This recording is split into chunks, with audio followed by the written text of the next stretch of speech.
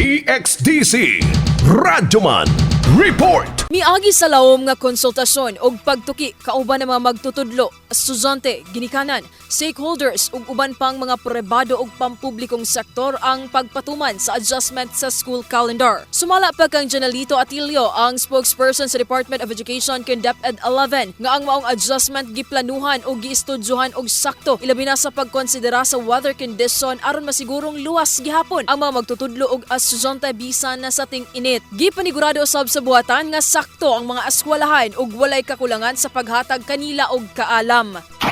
So rest assured that even if we have the new schedule now, education will not be shortchanged and that learners will still receive what is appropriate for them with respect to the teaching learning process.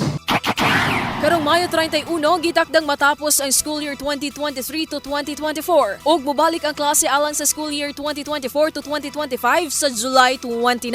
Kasama mo sa balita ug serbisyo publiko. RadyoMan Ivy Parido, tatak, RadyoMan.